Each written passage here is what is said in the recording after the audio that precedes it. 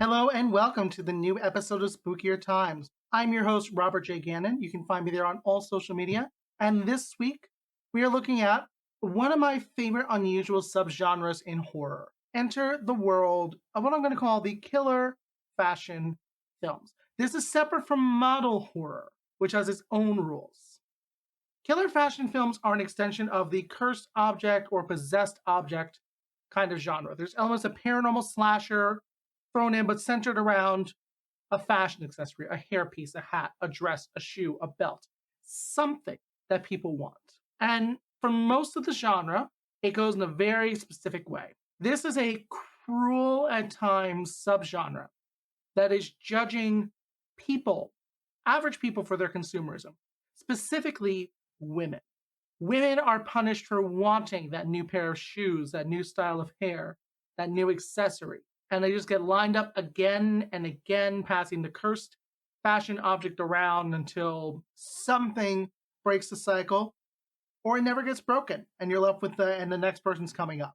There are some really good films that play with this idea. It's just the horror comes from and at the expense of the female characters who have an interest in fashion.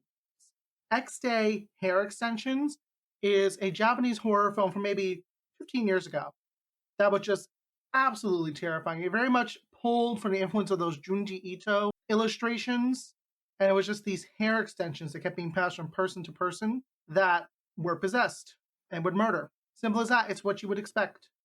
The Red Shoes is a Korean horror film that I don't think gets talked about enough. I think it is fabulous. And what it is there is a pair of red shoes. And it is very much meant to be based on that folklore tale that became a ballet about the little girl who wanted to wear the red shoes to church and was told, don't do that, it's a sin, and she wore them to church and couldn't stop dancing until she died. And other people started dancing around her. The red shoes are, you really shouldn't be buying these red shoes. They're going to lead to no good. And everyone who purchases the red shoes is suddenly encountered with such uncontrollable jealousy by anyone who would ever want to fit into those shoes that magically fit anyone who wears them, will stop at nothing short of murder to make sure those shoes go on their feet. It is chilling. I still think about scenes in this film. That's the female fashion side of it.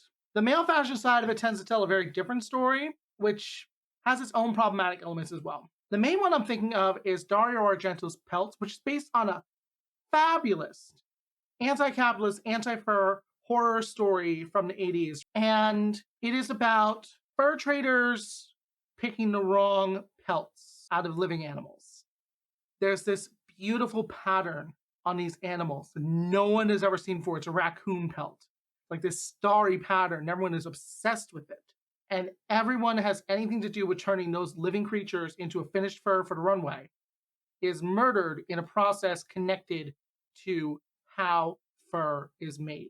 The male perspective, the male focused versions of this story tend to be incredibly graphic condemnations of toxic masculinity told in an incredibly misogynistic way. Like, we're talking women are objects, have no role or importance in the story other than, well, they can cook, they can clean, they can sew, and then they die. And if they don't do that, then they are literally a sexual object that people are trying to conquer. The focus on fashion in the men's is possession. The focus on fashion in the women's versions of these stories is condemnation. However, a new film just got put up on Shudder that kind of flips the switch, changes the script around on how we view these killer fashion films. And I am so happy to talk about it. So this film is called Slaxx. It is from writer-director Elsa Kelpert and writer Patricia Gomez. Here's how it goes. You're watching a very, very important night in a big box Canadian brand's possibility of becoming the greatest fashion company in the world. It is a big box store, think like an Old Navy or The Gap, where every store is meant to be identical and things go in a certain way. They claim they are an ethical company, everything is ethically sourced, eco-friendly, no slave wages, no exploitation of workers, none of that. And in the opening scene of the film, before you even meet the company, you see the women in India picking the cotton by hand out of a genetically modified field for this company. And women is a stretch because some of those people are clearly children. So these special, awesome, amazing, super stretched denim jeans show up. for the launch and what will now be the flagship store for this company.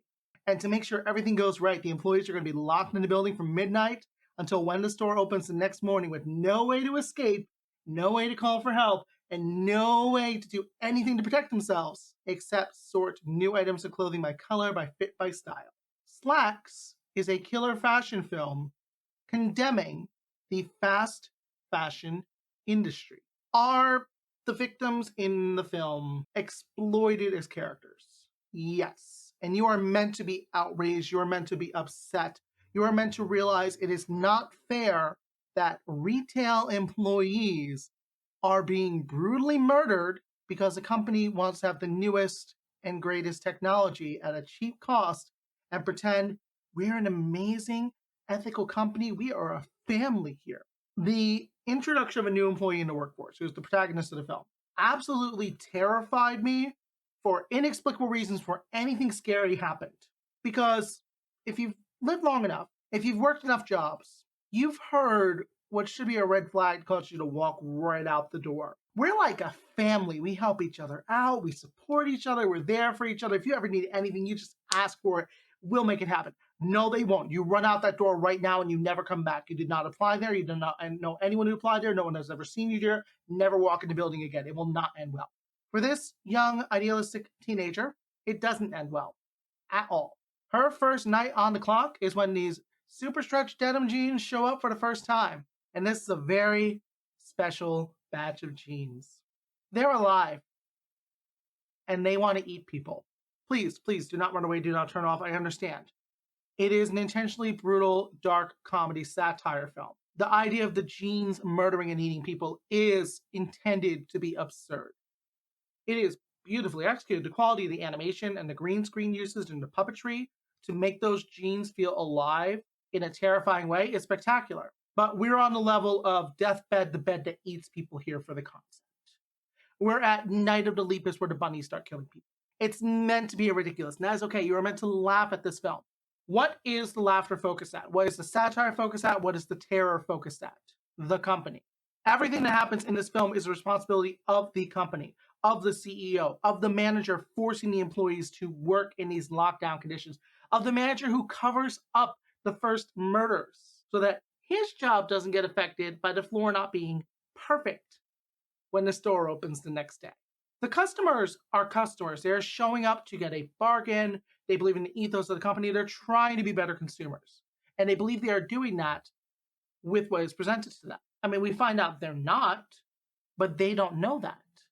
The only people who know that are the ones that find out the actual secret behind the super stretch jeans. What is so cool about these super stretch jeans? It is something that in and of itself is a low blow joke that rings so true, I have to bring it up. Super stretch denim, oh my goodness, it is this amazing innovation, people. Like, I wish it existed in real life. I had to buy 3 pair of pants to make it work for me.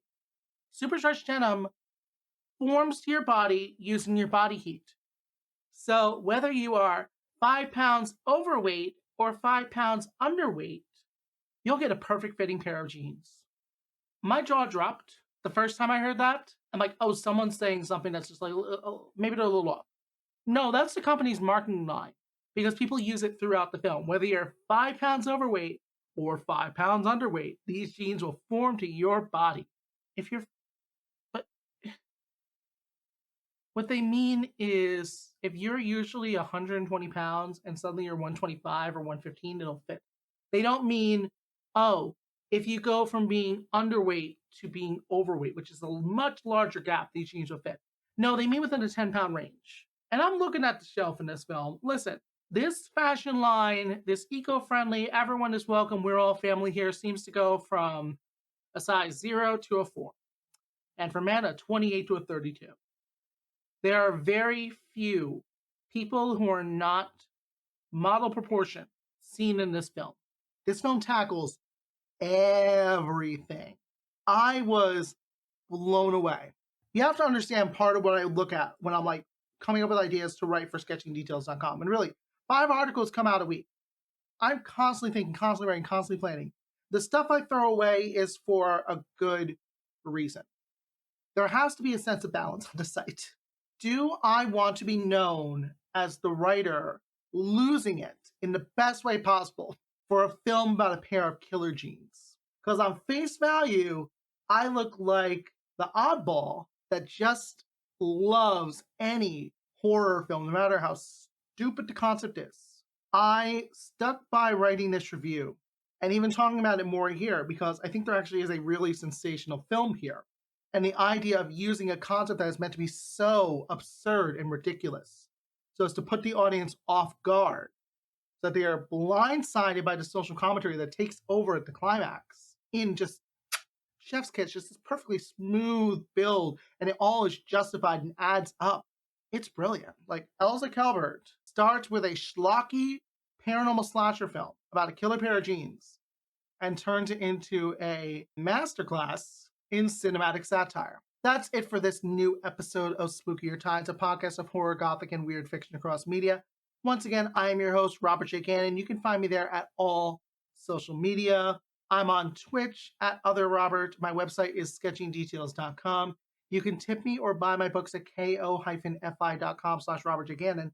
And on the 1st of April, I actually released a new free collection called SD Media Digest Volume 1, January to March 2021, a revised and reimagined collection of my best writing from Sketching Details.